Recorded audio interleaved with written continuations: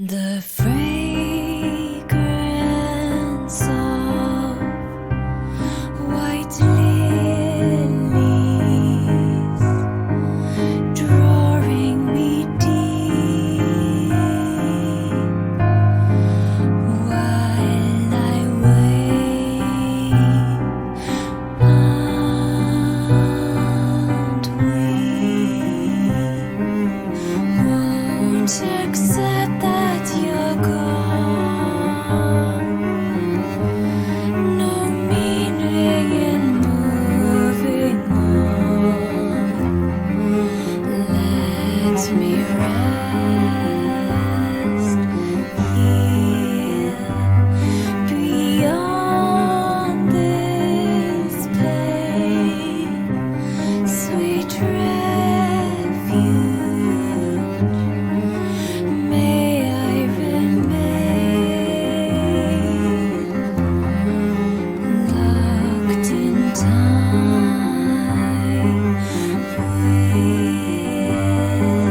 you.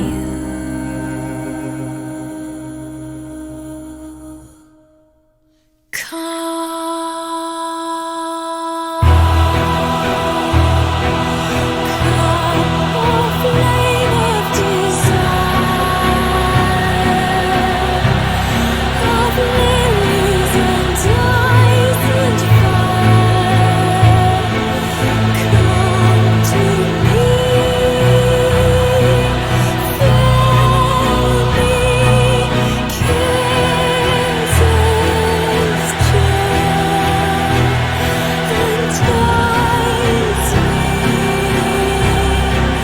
beautiful still.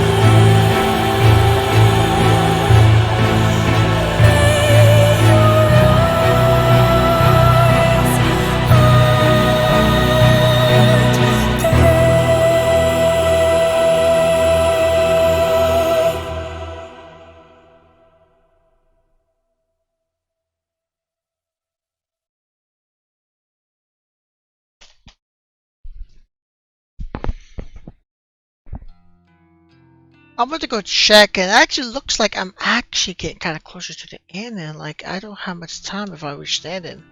So, I don't know if I'll go for all the endings or anything like that. Maybe not. The vision of it is kind of long, so it would not be hard to skip everything, but it could take 10 to 20 minutes just to watch through all the skips, probably longer even. So. A message from Junpei arrives while I'm laying in the fetal position on my couch. Free Wi-Fi. Okay. Hey, cutie. The guy's free Wi-Fi. The, the guys checked out a bunch of factories yesterday. Got the location. Hit me up. Have to read message twice to be sure my eyes aren't deceiving me like usual. Does he truly have the location I've been looking for? I take a common breath. I don't want to jump to conclusions, especially with something involving Junpei. He has a tendency to exaggerate and may just be trying to get me excited about some useless information. I send him a show reply request info. I instantly receive a thumbs up emoji in the text box and animated as Junpei composes follow-up message. The wait is agonizing. If Junpei pushes through for me here, I might finally learn the course location. If they all pans out, then everything could be over tonight. I try to get excited about the prospect. I try not to get ahead of myself. I could leave my death behind and never look back. I could become Noriko and live the happy life she has been keeping to herself all these years. Message finally arrives on my screen. It's an address, not to expect anything else. Street name in the factory number in the Shin Okubo area. Now I was thinking about it for a little bit after I got done recording, and I was thinking they want to kill Noriko. And I was kind of feeling bad for her, but then I think about all she's done, and I slowly start not to feel bad at all. For one, she's pretty much, I guess not really killing people herself, but she's edging it for people to die, which means she has some kind of hand in it. Secondly, her attitude towards people has gotten significantly worse. Like, you can see how she treated Ari at first when he couldn't stay with her. And then Kojo and Tomoe all treated him like trash after a while, and You know, now that I don't think any of my relationships not die. That's just me. But I guess if she has now, obviously the human removal service, you know, has been killing people, and Noriko's been blamed for it. But Noriko's not a good person either. She's still completely a fraud. So, all my message with Chiplock comes through. My guys saw a chick matching Noriko's description inside that factory. They thought she was a zombie. Go check it. This is it. As long as the information is solid, I've located Noriko's factory. My entire body begins to shake, and an icy chill washes over me as though I've just walked into a cold shower. It's a strange sensation for a dead girl to feel. Pain doesn't affect me, yet the cold is something I can never banish from my bones. But it's time to focus on that. I have to stay calm, concentrate, pull myself together. I launched myself up from the couch and clicked the backpack hanging over the coat rack. I unzipped it, warmed my hands through its contents, and convinced myself that everything I needed is within. After swinging back on my shoulder, I opened the apartment door and reached outside. Out the factory. It's time for her to die. The factory is a one-out mess. How anyone can live here is beyond me. I suppose I just have to find a way to make it feel like home.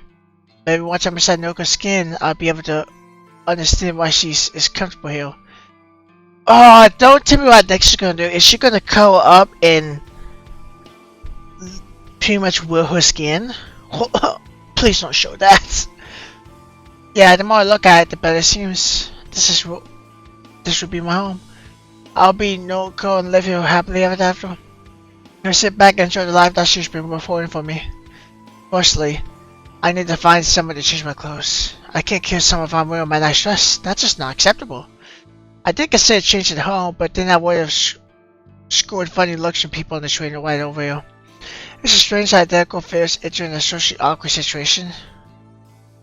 I always go out of my way to avoid uncomfortable situations. Perhaps this is remnant of the life I once knew, something that I can't quite leave behind.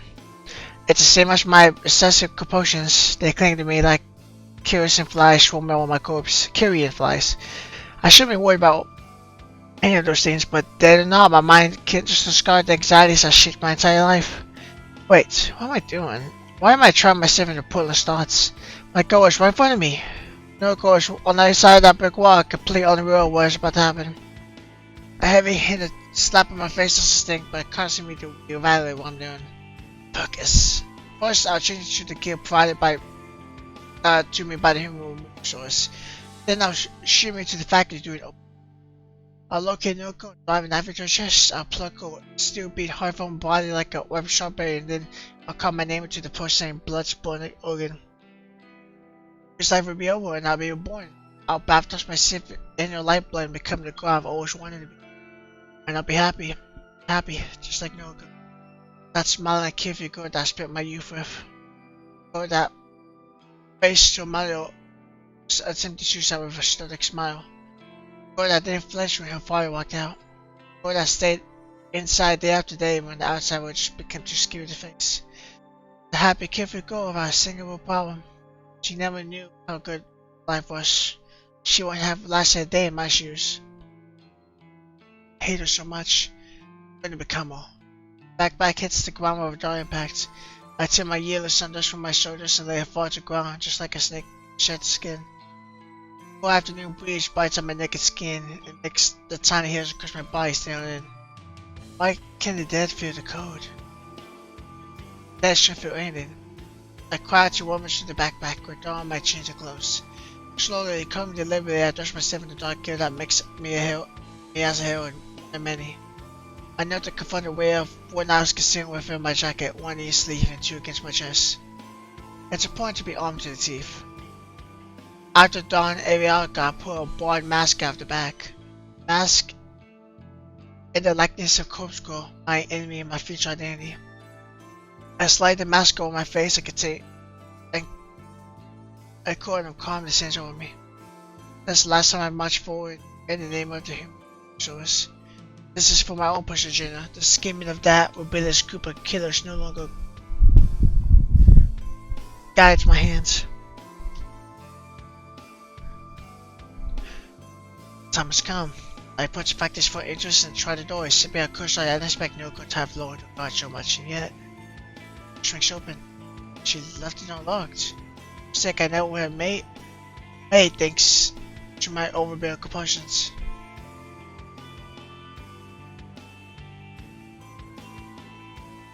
The place speaks of death. If I wasn't so accustomed to smell, probably vomits. There goes vomits. The dull, steady hum of an ill-conditioned wedges in my conscience, but doesn't distract me from examining the surroundings. Countless empty body bags across the park, my boy. Some are stained with blood and some are completely clean. A series of shelves, almost like warehouse racks, running along the walls and across the floor in haphazard patterns. Whoever planned this layout was out of mind. However, this is home now. My home. Soon, stride forward, I read between series of step over the discarded body bags. So far, there's been no indication of Roku's presence. Still, I draw a knife from inside my sleeve so that I wasn't palm my hand the minute he knows code. Code? Why do I feel cold? Side factors like a facial. How can Roku? Hey. My torso twists in reaction to the monotone syllable. A quick movement sends a shooting pain across my chest. Pain? Pain? It's you. Hello, Harold. It took me a while, but I figured out what your mask is supposed to be. It's like an artistic representation of Corpse Girl, right? The Corpse Girl mascot that appears on my website. Roku flashed in front of me and I glared at the website displayed.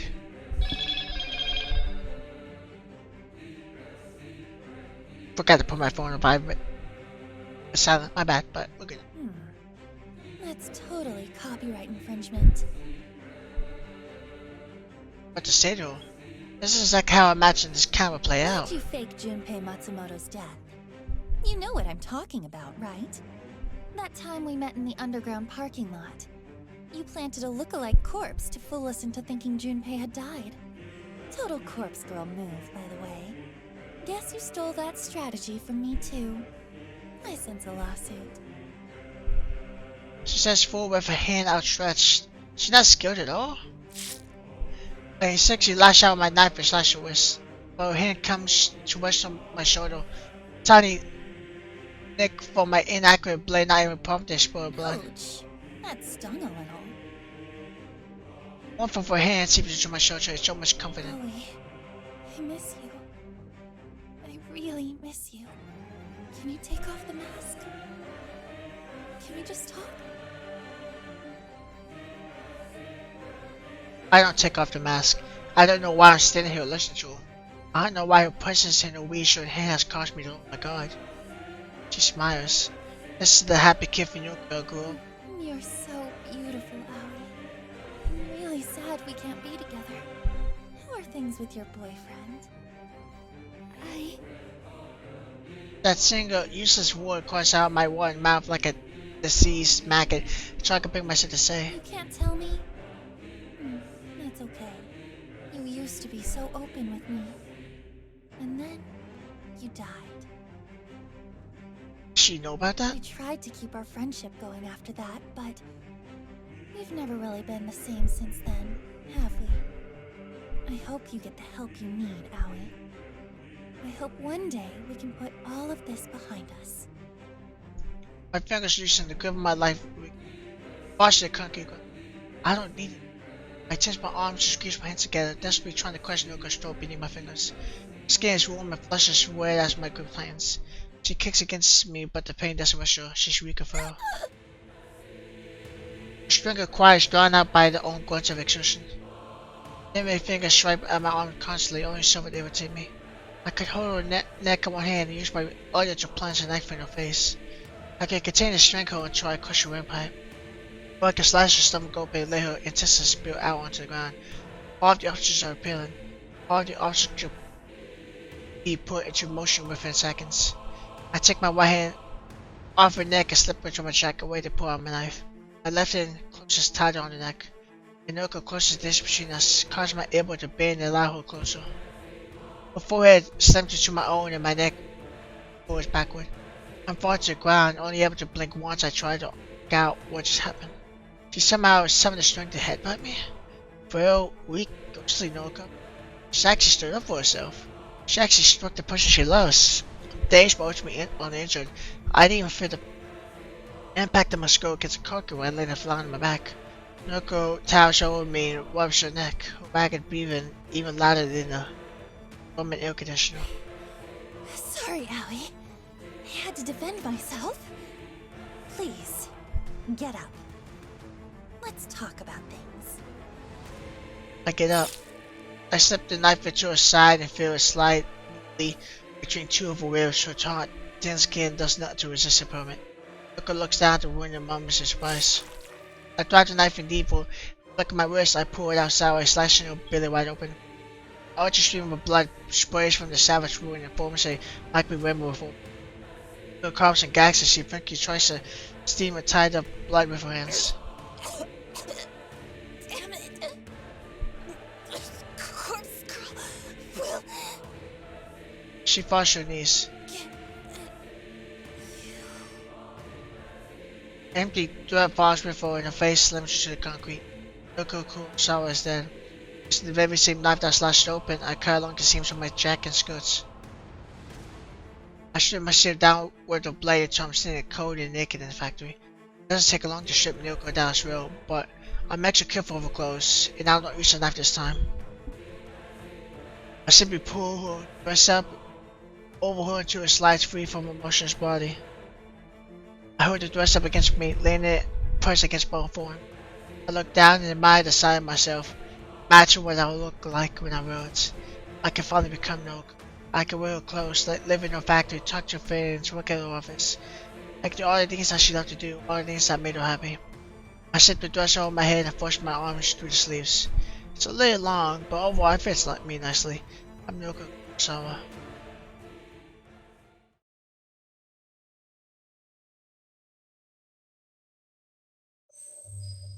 Final act, Noko Kurosawa. That could mean two different things. Am I playing as Ari, that's Noko? Or am I playing as Noko before her final moments?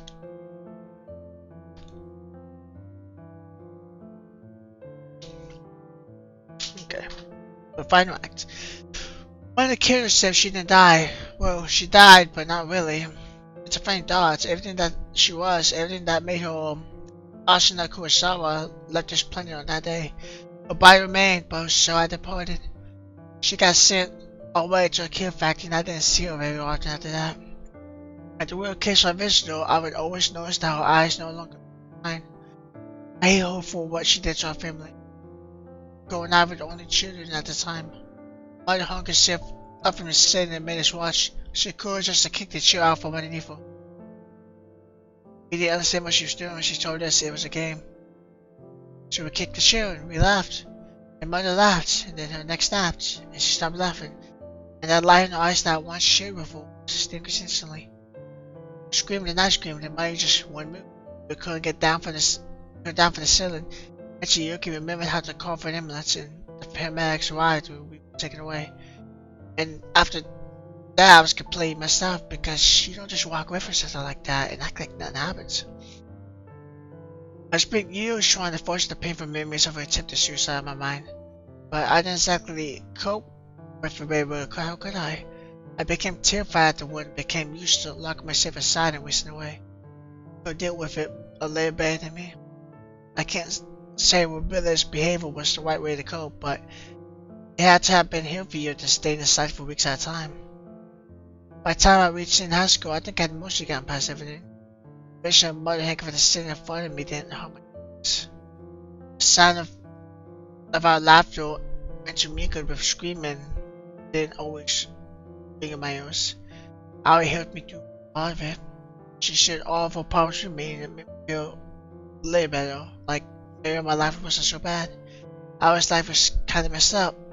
Why was arrested for various crimes and didn't spend much time in her life. When we were about ready to graduate, he came back to town and violently attacked her. She called me and told me that he killed her. But she killed him too, so it was all gonna be okay, her words not mine. I never understood what she meant when she said she was dead. I didn't graduate and put some distance between us, so I never truly tried to figure out her words. My problems came back to haunt me. Once I moved out of home, I became completely distracted and almost forgot about Ari. apartment I moved into. I should have known that the smell of mold was normal. I should have paid attention to the shoddy repair work that had been performed. I should have just walked away and found somewhere else to live. But that apartment, I suppose that's why I started to lose control of my life. That's exactly the reason why I need to return there. Several days later. You're dead, so... Looks the same as always. I'm confused. She's dead, why? Noko's supposed to be completely dead.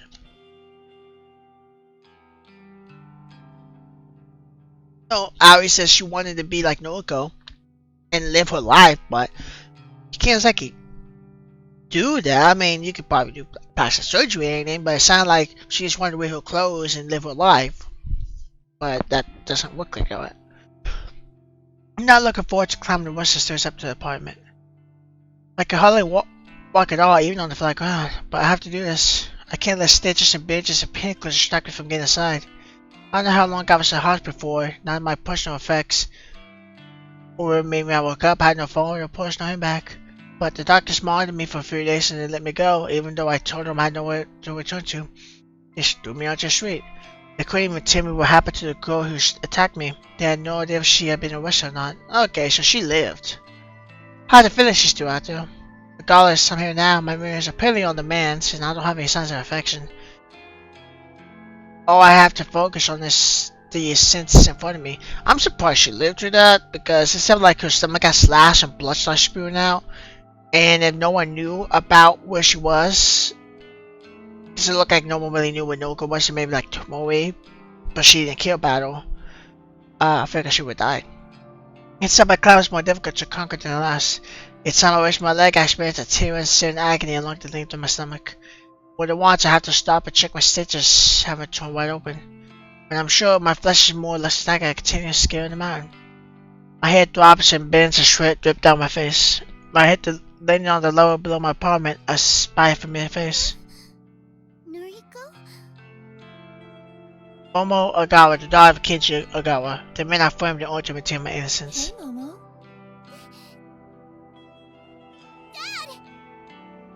Her pendant quiet isn't the reaction I was expecting. My father is exiting the apartment just as Momo cries out. He does a double take before glaring at me. Erika, surprised to see you here. I can't quite get a grasp of this tone. Is he happy to see me or angry? Does he even know that I'm the reason he was arrested? I'm assuming that the police let him go very quickly. After all, he's here at his home and not one in the cell. Your landlord said you disappeared. Yeah, kind of. Are you okay? You look like... This guy's turned to the hospital tags, a door on my wrist, and the package of spare bandages I have slung over my shoulder. You know, you disappeared right around the time the police... Huh? Forget it. It's nothing. I have a bad feeling that he's beginning to piece them together. If he looks at them behind his false arrest, then... Sorry, I should go. Yeah. Come on, Momo. Bye-bye, Noriko. Bye, Momo. I go away excitedly as her father leads her downstairs. I should feel late that I say bullshit, I just feel guilty. My actions, Kupsko's actions, put a lot of strain on that lady family. I have to keep going. The last flight still is torture on my battered body, but I preserve and reach the front door of my apartment. I feel like I was gonna be there. That's where she lived, and she wanted to be Noriko. It's at the moment that I remember that I don't have any keys to get in. Crap. Out of desperation, I tried turning in the handle and it opens. Either I left the place unlocked or letting I was being silent and forgot to lock up. I'm just thankful that can keep me forward. Curtains are open, bathing the living area in a soft light. I'm home. Home. No, that's not why. This isn't my home. This isn't Noriko's home. This is Kupsko's home. I never really lived there. I simply existed within these walls. The real Noriko was here haunted by an optimum presence staring in this home. The ends here are just as I left them so long ago. It's a comforting feeling, but at the same time it sends a shiver down my spine. It's time to move on. I start with purpose towards the kitchen net and slide open one of the doors. Inside is a small mallet with a metal head. It's stretched out, quiet from the garden shed at the apartment grounds back when I first moved in. It's not very large, but that suits me just fine. I don't have the strength to word anything bigger than this. Bringing it to a bill is still a great deal of effort. I gripped the handle with both hands and lifted a deceptively heavy tool. Equipped with this tiny weapon instruction, I slowly lurched through the hallway. I make my way out to my end where a blank, stark white wall faces me. The paint on the wall is peeling like it was slapped on without kill. The plaster is cracked like it was applied by an amateur. And the lingering stench of mold is the strongest when I stand in front of this wall. I break the mallet down with both hands, the heavy metal head crashing into the wall with as much force as I can muster. The struggle of bearing the mallet is taking its toll on my ruin. I feel the stitches in my stomach threaten to snap and break. I can't stop here. I can't stop until I've crushed this wall and revealed the glittering context of the trouble hidden inside.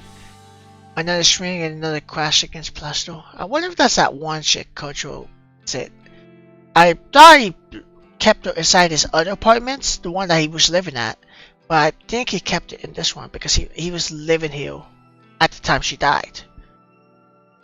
Quiet pain in another hole in the wall. I scream and swing the hammer and go and slash and weep, and the wall corners beneath my shield force a will. White dust clouds my vision and pokes me into a comfort frenzy.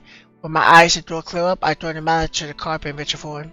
I clamber through the human-sized hole in the wall and find myself within the secret cache on the other side. Oh, that's right. Okay, so I was right. She must have turned to a skeleton, right? Partially? I think she's still got some skin though. I don't know if her face is a skull now, or if it's starting to become that way. It looks like some of her body is still got skin on it, but the stench is showing my nostrils no longer disguise the safest mode. It's the featured melody of what occurred, the imitable trim like with the poster corpse. I spent so long for myself to believe it was not concerning. I spent so long pretending that a corpse did not live within the walls of his apartment. Truth is, this corpse pinned to the wall is the root of all evil. It's an infinite fountain of misery, despair, malice, and death and hatred. This is Corpse Girl. Hello, old friend. The course is now applied. The car of the course is no longer entirely accurate. It has become little more than a skeleton, and obvious in the way a macrobate tribute to the unyielding sense of time. Born in flesh and hair and fabric blending intertwined and milled together to form a sickening representation of human beauty. I used to think this body was perfection back when the corpse was more or less intact. It was the image of a gorgeous, vibrant young woman. Does she know that the corpse is still?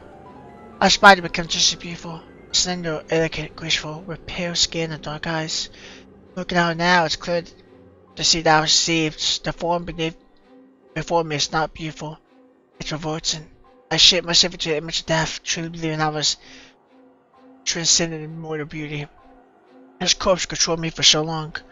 This corpse manipulated me and made me want to become just like it. Somewhere along the way, my own identity began to dissolve, and I started to believe that I had become this one carcass, that pallid bag of flesh. The spell has been broken. I don't know if it's because of my near-death experience or the clarity of mind inspired by the intoxicating cocktail painkillers, but I no longer want to associate myself with Corpse Girl. I want to be myself, just no girl. I no longer want to kill in the name of this blasphemous effigy. Corpse Girl, I found you here, trapped in this storage closet, just over a year ago. Okay, so she could almost say she kind of worshipped this, hole. And you stole my life from me. Looking at her now, I can't help but wonder what the heck went through my mind when I let her possess me. Why did discovering this course have such a profound, lasting effect on my psyche? I shut my eyes, and as a wave of dizziness strength overcome me. Stagnant in the darkness, I struggled to regain my balance. I had blocked out the memory and discovered this curse for so long, I refused to acknowledge it ever happened. but the crystallized fragments of that forgotten memory have finally breached the source of my consciousness.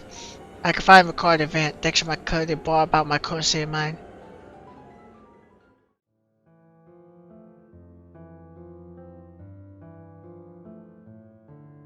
It happened several days after I moved into these apartments. The musty smell of mold lured me to the wall at the end of the corridor. The wall that had been hastily patched up and covered with plaster paint. I wondered about the source of smell. I figured it might be a leak. I busted a pipe that needed repair. Instead of calling upon the landlord for assistance, I took matters in my own hands. Perhaps as inspired by the newfound independence, I just had to become a free young woman, living on my own for the first time. Perhaps I was stupid. I located a mallet in the garden shed. I tore it on the wall. I found a corpse girl, and in that moment, I fell to my knees. Someone had hung this corpse upon the wall and decorated the storage room, the books and photographs. The sights of the dead woman bearing down on me, as she unearthed the buried mirrors of my mother's attempted suicide. The pain and spirit that had repressed for so long found its way out of my mouth and formed an unholy scream. I think the fear of that discovery and the subsequent revival of subdued memories caused me to slip in and out of consciousness. I was paralyzed by fear, my entire body was racked with pain. Looking back now, I feel like I must have spent days lying in the heap of the floor on that storage closet. Days spent within the dreary haze of dread and depression and distress. Days spent at the feet of that hanging corpse that form I began to look up to and idolize. Days spent in the law with fever dreams surrounded by photographs on the wall of all men corpses. Days and days of my soul daily slipping between my fingers. Something must have eventually cracked inside me because I remember getting to my feet and repairing the wall. I don't know how I did it, but I patched it up and painted over it and vacuumed up all the dust and debris from the carpet. Water, I need water.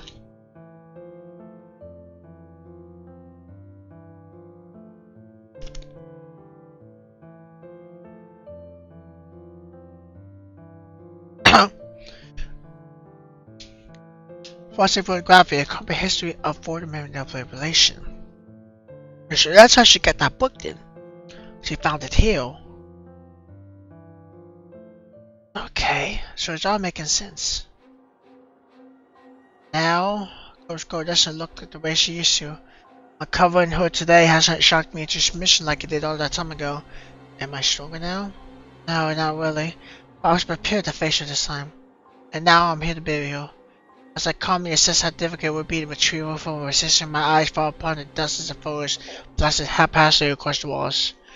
Photographs of nameless bodies punching into camera. There must be 10 or 20 or 30 courses across the entire series of images. I don't recognize any of them. That's the only comfort I can take from viewing the images, the comfort that I'm not the one who decorated this room with these immaculate visuals. Whoever put these photos up is undoubtedly the same person responsible for hanging a corpse on the wall. All the photos look so real and all the corpses are in such normal situations.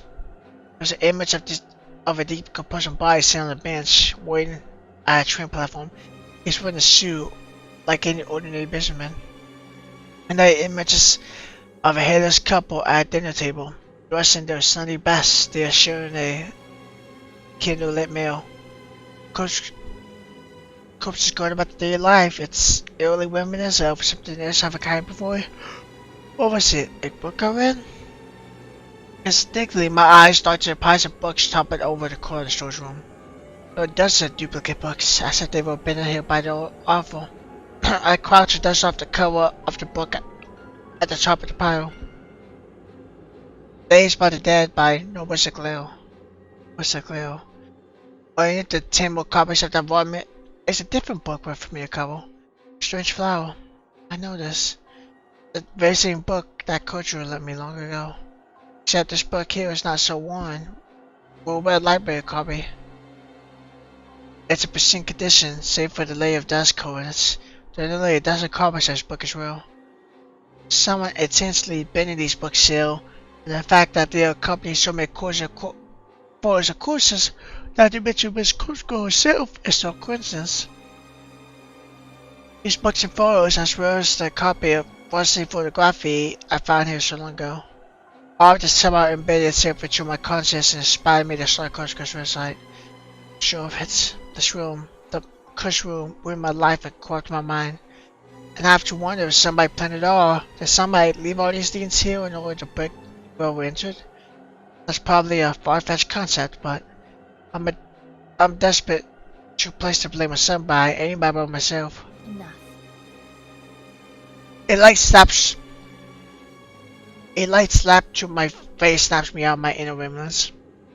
It's time to pay a corpse call and put this light behind me once and for all. I can't really atone for the things I've done this last year. Heck, I don't really feel like I need to atone. It's like guilt that's eating me up inside, but at the very least, I can move on. I carefully moved the strange tire corpse to the wall and fed away my whole watered body collapsed against my own full form. Her head leaned against my shoulder, and for a brief moment I paused and lay her was against me. I wanted to hand through what's left of her.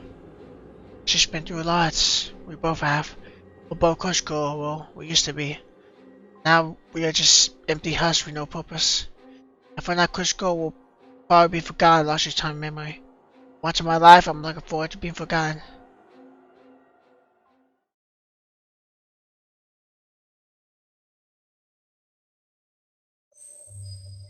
Bonus ending. Tomorrow might not be.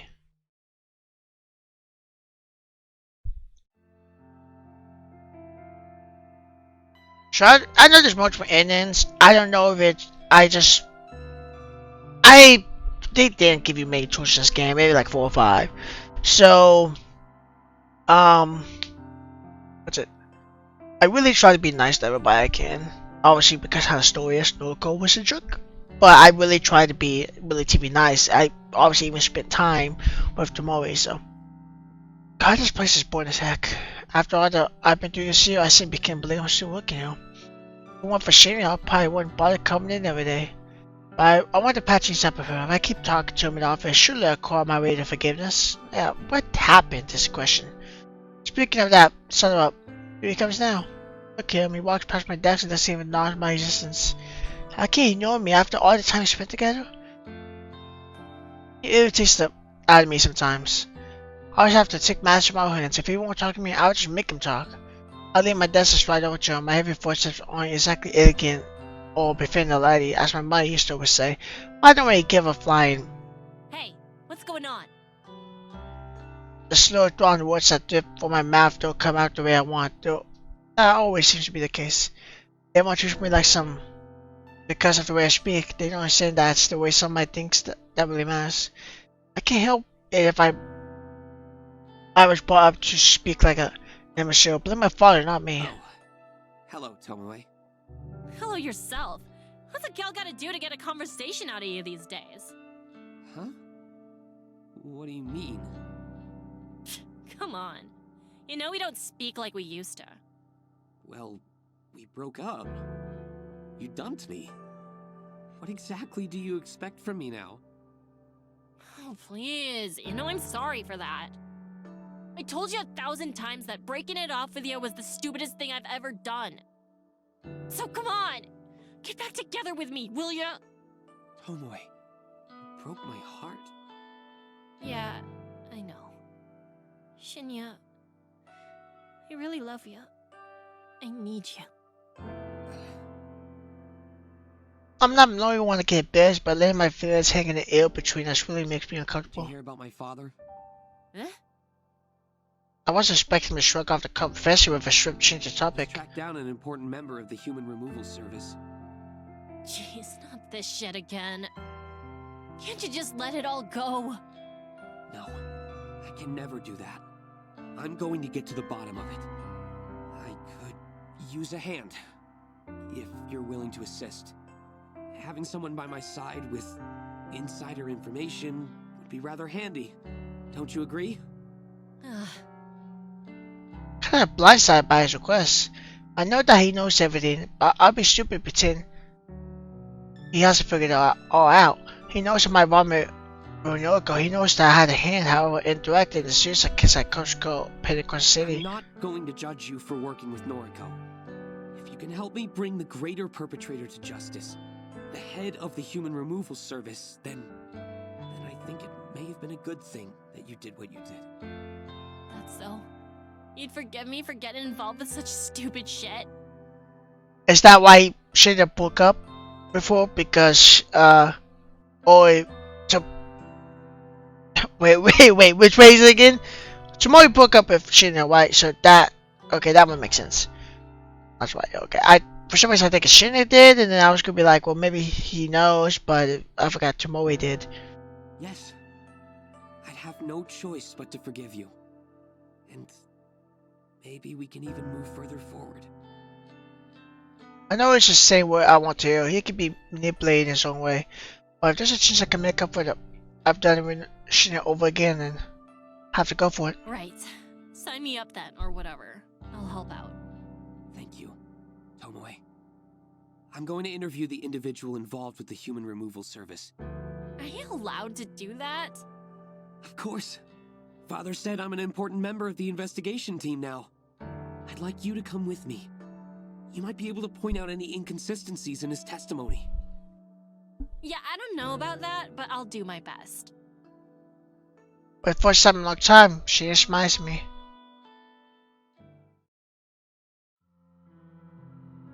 Ah, shit, man. I told you, I don't know. Can you just leave me alone? The guy's pathetic. Every time I open my mouth, he flinches and recoils a tear like he thinks I'm going to hit him or stab him. Listen here, you little shit. If you don't spill the deets, my man here will crush your fat skull into dust. Tomoe, maybe you should let me do the talking. Whatever. I back off of that shit and take the place. I talked him up, so I thought I'd be replaced, but maybe I just know him. Mr. Matsumoto. Please, just call me June. Hey, nice try, mister. I ain't your friend. You can address me formally. Thank you very much. He forges all my questions chest and adopts the power and expression of a child. Yes. Well, as I was saying, Mr. Matsumoto, you understand why you've been brought in for questioning, yes? Yeah, man, but, like, I'm totes innocent, you know? I don't even know nothing about the human removal service. You guys think I'm involved, but you haven't given a reason why you think that. She retreats a small pocket notebook for Samuel and flips through the pages. After a moment silence, he clears his throat. Several witnesses, plus a security camera, placed you at the scene of a murder just 2 days ago. Now, it's apparent you weren't the culprit. However, your activities at the time of the incident were questionable at best. Oh, what activities are you referring to, detective man? You were cheering, and I quote, "Kill him dead. Kill him dead." Yo, that don't sound like something I'd say. I want my lawyer. You can't detain me here. Mr. Matsumoto, you willingly came here when we contacted you. You are not under arrest. This is ludicrous. Ludicrous, I say! Be that as it may, I have a few more questions. One witness declared that you followed the masked culprit after they fled the scene of the crime. Is there any truth to this claim? Oh man, like, I just needed to go the same direction, you know? I've got no idea who this Harold person you keep mentioning is. She was up, cast me a dark look. I just shrug. Never mentioned the word Harold. Is that the name the culprit refers to themselves as? Oh, this is like some detective mind trick, ain't it? I have the right to remain silent. Anything I say or do, or whatever, can be like... I've had enough of this creepy insane remnants. Listen up. Sent my physical simple and said drooping warm back and see. Need pause off a job with men's working his balance. You've got two options here. Number one, tell us the identity of that killer. The person you called the Herald. What's the other option? Number two, tell us who is really in charge of the human removal service.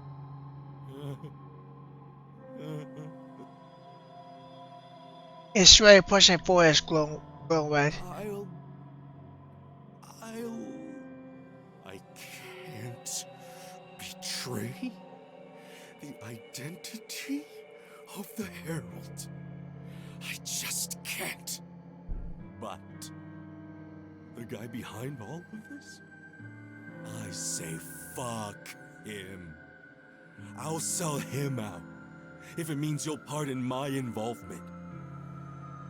I don't know what caused the sudden change of attitude, but Shinja gives me a graceful nod and it feels good to have been helpful. Please, Mr. Matsumoto. Please give us a name. Okay. Look. You gotta know this. I don't have all the deets, okay? I'm not as important as y'all think I am. But the guy running this whole thing, he's got an army of masked killers. An army of damaged chicks all going around, killing and calling themselves the Herald. And the name of this ringleader? Like I said, I don't know everything. I don't got his full name. I only know him as N. Sinclair. There's no way. N. Sinclair, a full name, although the first name could be Japanese, I suppose. Shinja is jotting the name down and conforming to quick spirit with Junpei. I find myself lost in thought, far detached from this moment. For some strange reason, Noka's face pops into my mind. I have a fuzzy recollection of a conversation before, but any attempt to clarify the thought in my mind is useless. Shinya, is the name familiar to you? Yes. Maze and Shinja are always surprising me. So who is it? Noriko Kurosawa once told me about a book she was reading. Now, please understand, I don't share the same taste in fiction as her, so... Yeah, I get it. Get to the point. She used to read the most macabre, horrific stories. And she told me about one book in particular. A book about a man obsessed with corpses. Obsessed with corpses, huh? Jeez, don't that sound familiar? Wait, what am I saying? That does sound familiar. She told me about that book, too. Flower. Something about a flower. Yes. Strange Flower. A book by Nobel Sinclair. Nobel Sinclair. And Sinclair himself. Jeez. You reckon that's the guy behind the human removal service? I don't know, but it's a lead. A man obsessed with the dead. Truly despicable. That's one way to put it. I've done my time with sickos like that. I had enough of it and put it all behind me. Oh, Detective Man. Can I, like, go now? Absolutely not. She just river Junpei beckons for one of the armed police officers standing guard room entrance. The officer walks over and waits for him to come in. Arrest this man. Yo, that's whack. What are you doing? Police officer covers Junpei and yanks him out of a shell. Damn. Shinya, that was cold. It had to be done. Junpei mounts a message back away, kicking and screaming. Silence falls upon the room after the door closes in the police officer's wake. So, what now, Detective Man? See him scratch his chin. I still wonder why I would call him that, but he doesn't voice his discontent. Our next step is to track down the author, Nobel Sinclair. Maybe he's our culprit, maybe not. Either way, we won't know until we talk to him. Right on. And... what about... She interests me with a sudden soft kiss on my underlips. I close my eyes and lean to him, letting this wolf reveal me. Shinya... I couldn't have done this without you, Tomoe. And I wouldn't be the man I am today had it not been for you. So, thank you. Does this mean... you want to be with me again? Yes. If you'll have me. Aww. My heart shrieks with his confirmation. I've never been so happy. Shinya, of course! Kissing me again and the fear I had of losing him as he washes away. I won't this time. I'll keep him closer to me and protect him forever. I'll reluctantly break away from him, embrace and hold his shin, delicate my fingers. Let's go find this Nobel Sinclair fucker. Yes. Let's find him and bring him to justice.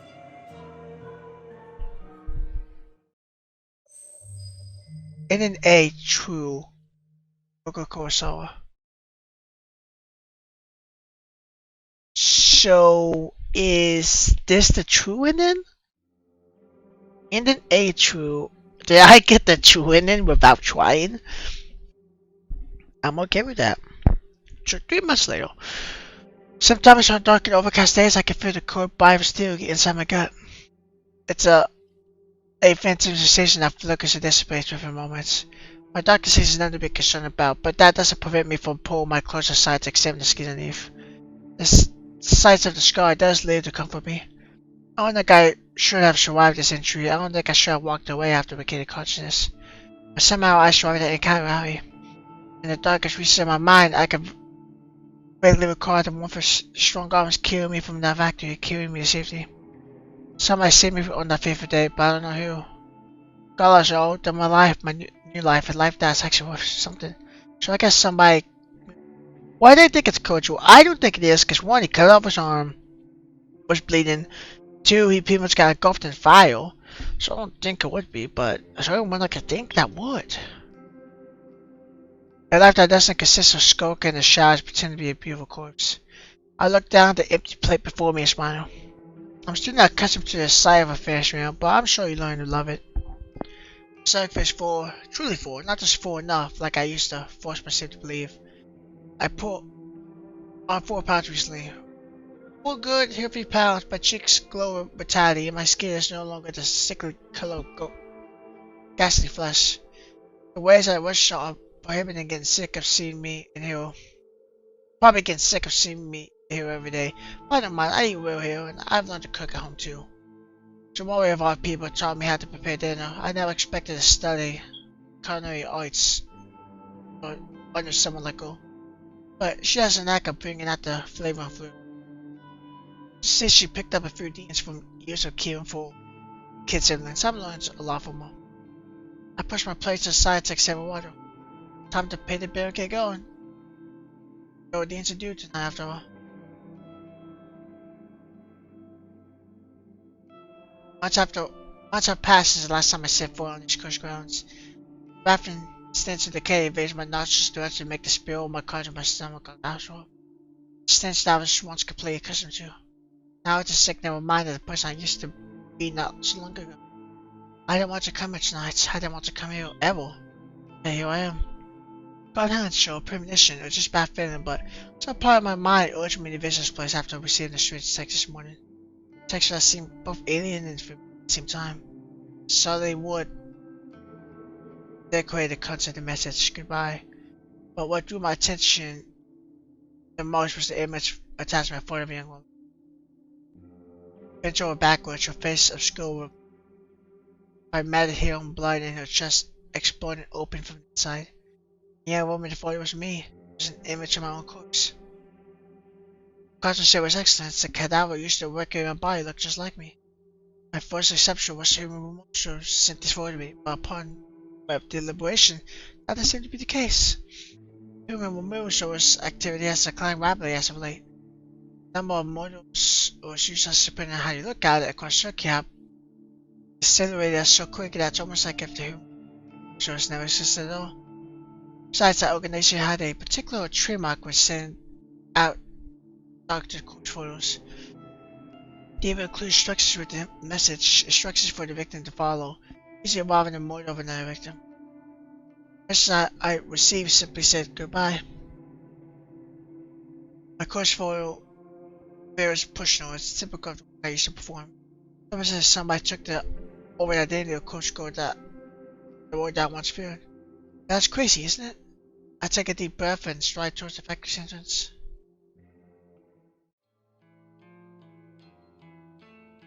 I was shocked as I breathed in the dead air. The stench of death hangs like smoke inside the factory. This place looks just as it did when I was last here. Noble expressions are the fresh cadavers displayed here and there upon the warehouse racks. Somebody's living here. Somebody's continuing Christmas work. Somebody thought it would be wise to target me as a victim. Me. So, someone made a fatal mistake. In a minute, the instinct wisely prevented me as my legs moved. Purpose, my feet claw at the damaged concrete growing with every step. I'll carry the new coach girl. I'll kill her and bury her. Enough is enough. I'll end the cycle of death that started so long ago. What were you? A meek voice slinks through the darkness, tugging aside the veil of silence ever so gently.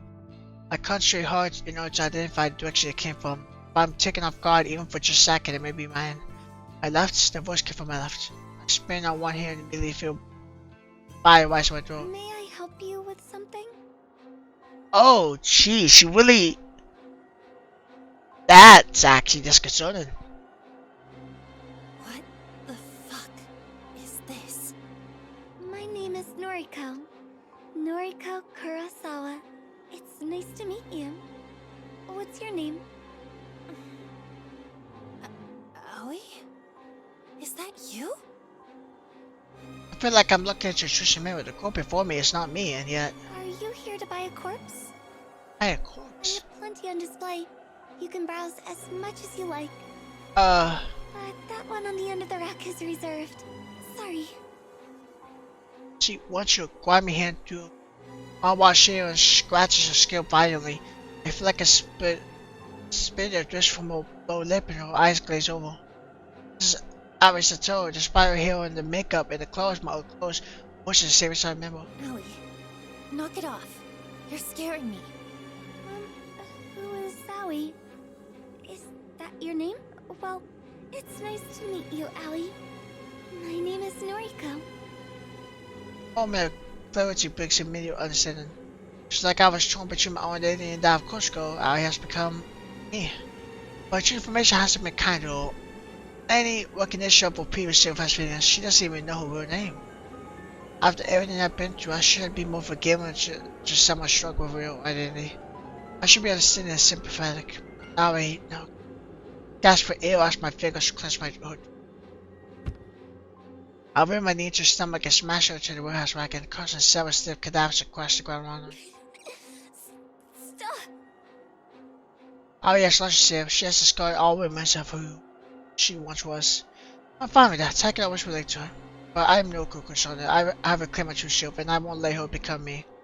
I am no Kurosawa, and that stabbed me and left me for dead will not take my life away from me. Die! Die! I pushed Aoi against the steel racks and felt something within her frail body either bend or break. The all tired eyes began to droop, and the hands scratching at my wrist suddenly give up the fight. I guess maybe crushed a windpipe or something? I realized I pictured heavily as I clenched her neck, her own wax breathing sickness her mind, joining her as though we are one person. She's not me. You are not me! I screamed and felt my fingers puncture her skin. My fingers pierced her neck and through her flesh, stopping only when they collapsed tightly around her spiral column. By the strength I could pull from me, I twitched my arm and threw Aoi to the blood-spattered concrete. She hit the ground like ceremoniously, her lightweight body barely making a sound as her vacant dead eyes still up at the cracked ceiling.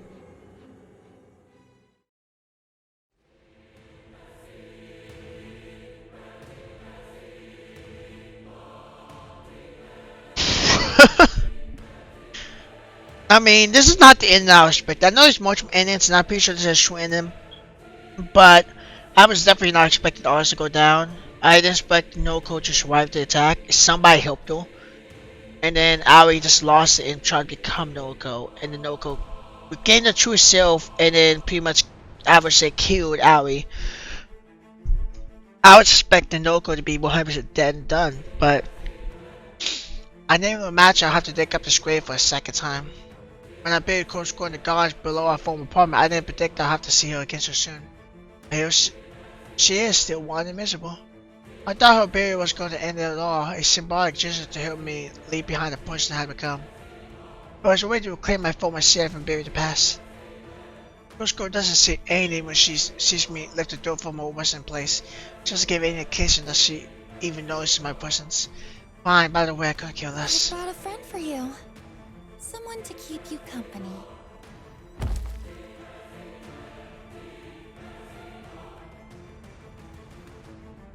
With a great deal of effort, I hauled the body of Aoi into the narrow pit and lay it collapsed beside Cusco. All my old clothes seems to cut up to a new companion. So much pain that the person became me so was totally beside the person I had tried to become. I think it was easy knowing that they're both in the ground. I think none for the kept me from being Noriko. Suppose I should say a few words. You were my best friend, Aoi.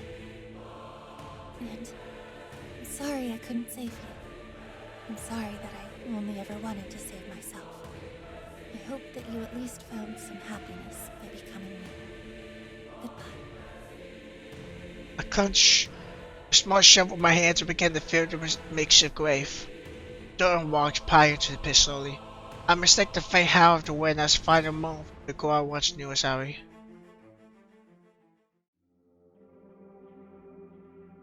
Covered in dirt and grime and blood and mud and God knows what else, I collapsed onto the floor into my new apartment. I'm very fortunate I managed to find this place. Someone moved down the hallway and I was able to move right in with just the first month's rent up paid up front. Don't know if I'm able to afford next month's payment, but I'll face the challenge when it arrives. For now, everything's finally over. I should shower or bathe or at least scrub the filth from my skin. I'm so tired, I'm exhausted.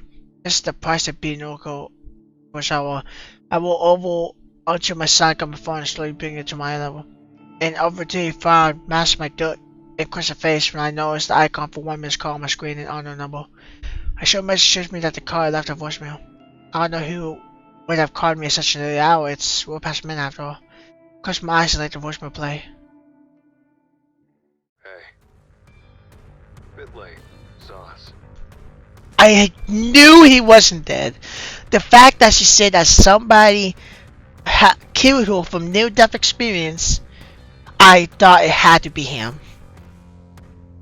It's the only person I could think of, but I couldn't. There was no evidence he was alive. We should talk. Call me? Epilogue, Noble Sinclair.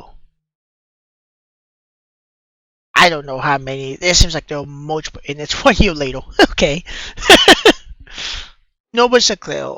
So we're playing as Noble Sinclair now? Why? That's Wyndham. The book is so much warm in my hand. It's a pristine volume, fresh off the print press. Paperback, though I would have preferred hardback. When was since I last published a book? Years.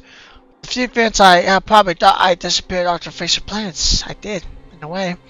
Not my fault, that was Steph. Noble Sinclair died in a fire inside his family home. That was a long time ago, even though my name burned to ash, my body survived. Had to pick up a new name after that. Kid wanted to play without one. This body went on living for quite a while with the new name. I even grew to like it. Then the strangest thing happens. When I fire inside the morgue this time, the new name went up in flames. Wait, so is Noble Sinclair Kojiro? That can't be right. No, there's no fucking way. The Human Movie Service is won by somebody named Noble Sinclair. But Kojiro was with Corpse Girl the entire time. So is there somebody pretending to be Noble Sinclair that wants the service? Or I'm confused. Nobody survived again. Fates? Don't know. It's a bit lost after that. But a bit unlike anybody. I decided to pick up the old name back up. The star pinned on my chest. Okay, show you. Okay. Noble Sinclair, he was always shooting me. Mother gave it to me after all. This time, I didn't want to completely disregard my existence. The time spent as another man, too much happens. I got too much to tear, too many tears to keep to myself. So this new book tells you the entire story from start to end.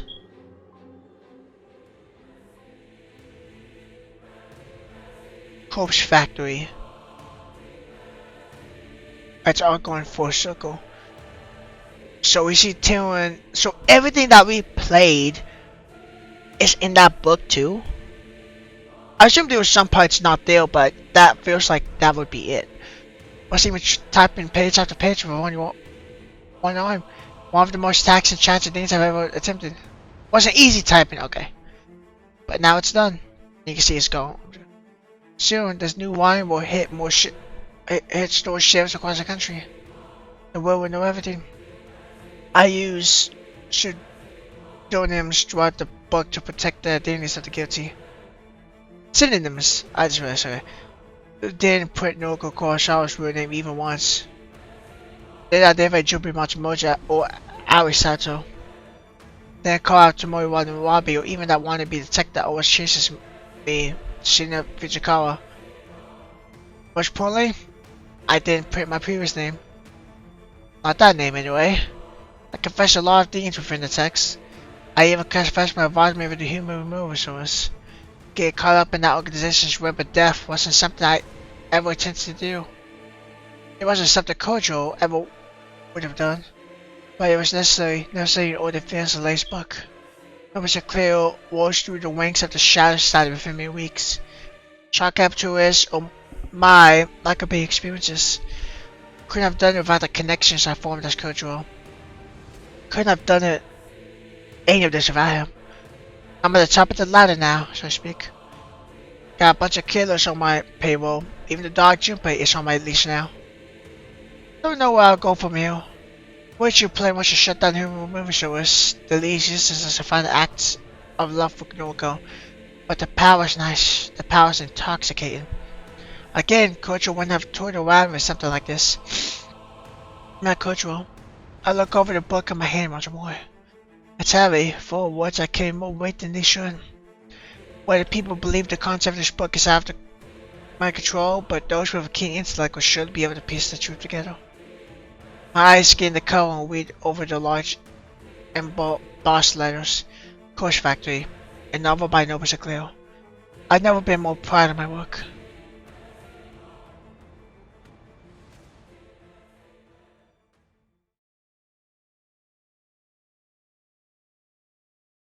The ends. There's only one thing I'm wondering about. What did Noriko and him talk about? Crow Factory. What's this?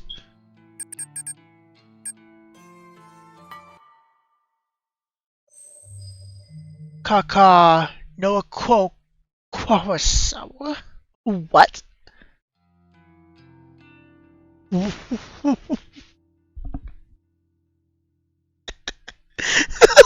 What's this? Is it? Don't tell. I can't. That's so stupid. I'll read some of it, but if they start going through the entire course factory, but with birds, I'm not going to redo the whole thing. But I've always liked the shape of my wings. I can be critical about other parts of my body, but I'll never complain about my wings. If about feathers, I think they look great. Mother used to tell me I inherited wings, and my sister inherited father's wings. To be honest, I don't see my father's feathers in myself or my sister's car, but I do agree that my wings are exact replicas of mother's. Mother doesn't fly to it anymore, and that might be something I have to also worry about in the future. For now, my wings are perfect, and I couldn't be happy with them. I'm not going to say qualities at a time. I'm going to skip those words. This morning, Rich is same as any other workday. I'm a slave to the shiny deeds, and I'm not proud of it. Call me... Corporate sellout, but I can't survive without the shinings. That's just the cost of being me. Noriko Kurosawa. My alarm goes off at 6 AM. The early bird catches the worm, after all. I skip out because I don't want to get my beak dirty by digging in the dirt. I'm out of the crimp nest by 6:45 AM.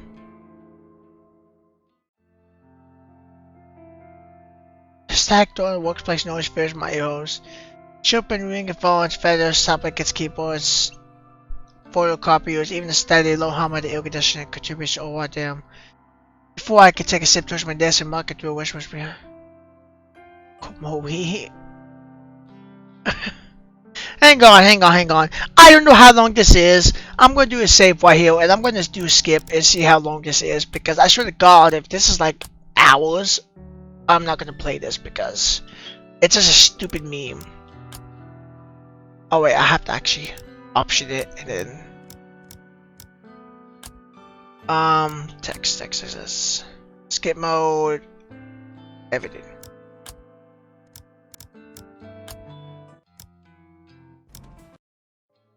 Oh, okay, it's not the hiding.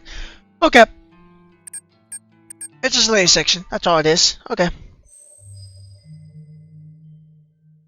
that was okay. It's just literally a meme, I guess. So let's just skippity boop, skippity pop.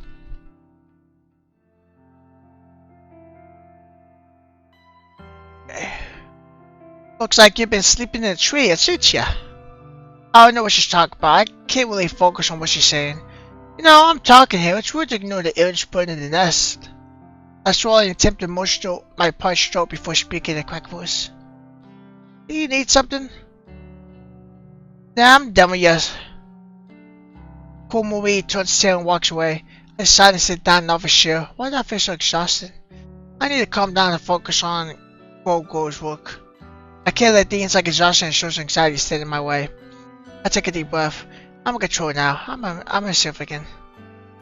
I'm no coach, stoic and reflection. I'm Gogo, successful in food. I can kill people as easy as I can manipulate simple tools in order to obtain food. People like Komori should be scared of me. People like Komori shouldn't mess with me. I'm in control now.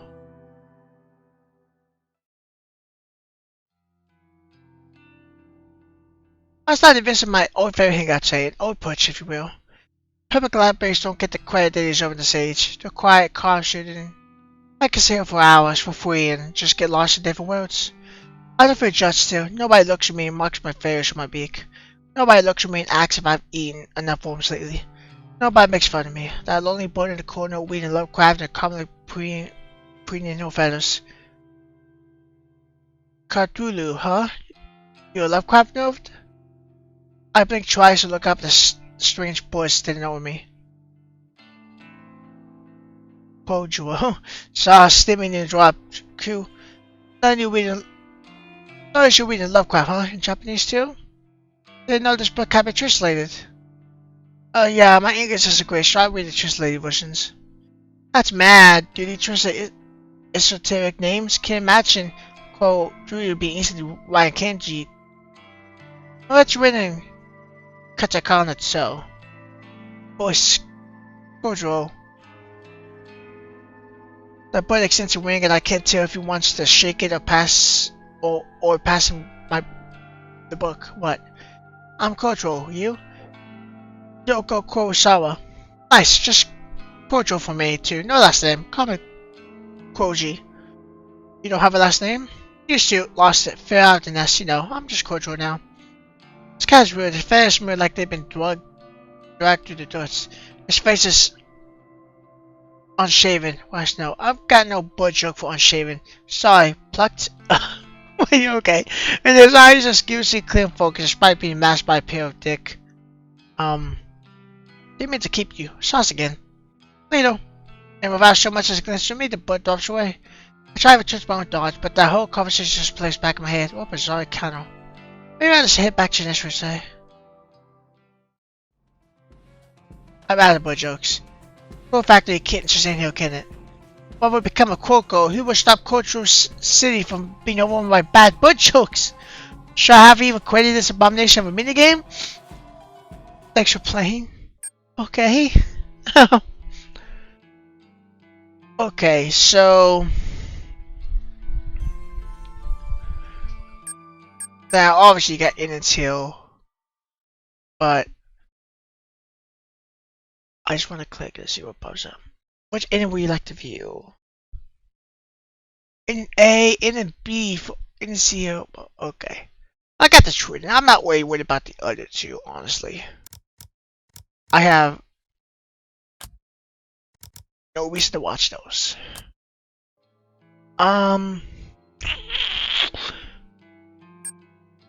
But okay, and then I don't have these two. I'm presuming these will be from the ending. So in the B will have one, in the C will have one.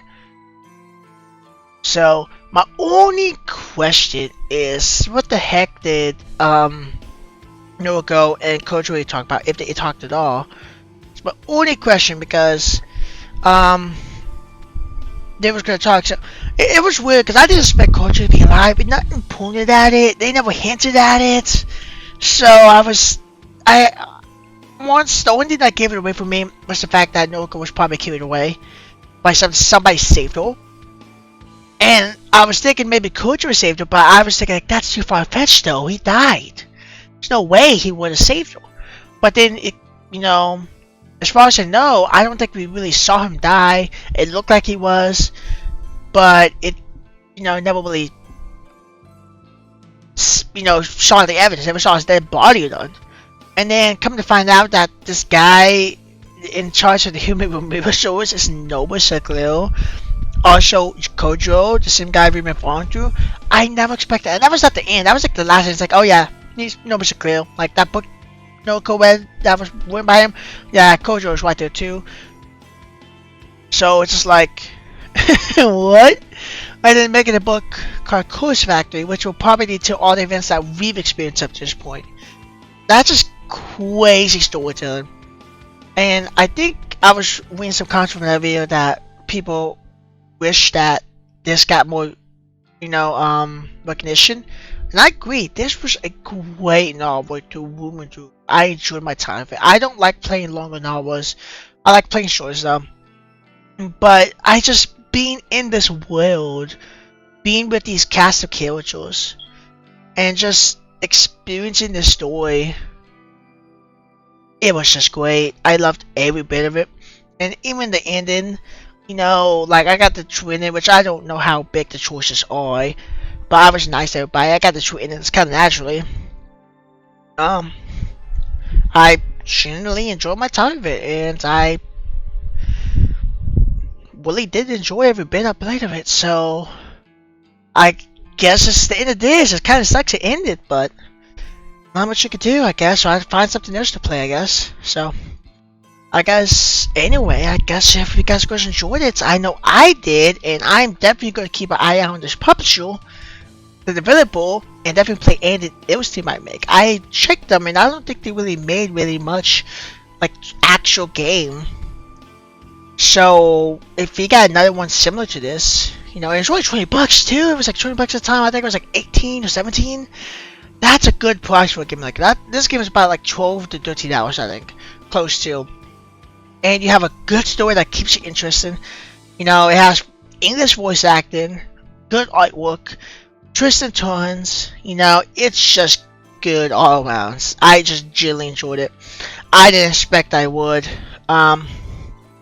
But it was genuinely a good one, and I definitely want to see what else they make if they make anything. If they keep a similar style to this for another game, even if it's not as long, I'm down for it. Everything about this was just so good. I get praise all around. If you guys, if you guys probably want to do me, but I do highly recommend you guys play this or have somebody else buy and play, because it's definitely a must play, must read. It's not that bad at all. I really liked it. So anyway though, if you guys enjoyed it, I'll figure out something else to record, I guess. Maybe another series, or maybe do some smaller games for now. We'll see. Anyway, hope you guys enjoyed it, and I'll see y'all in the next video. Have a good one, and bye bye.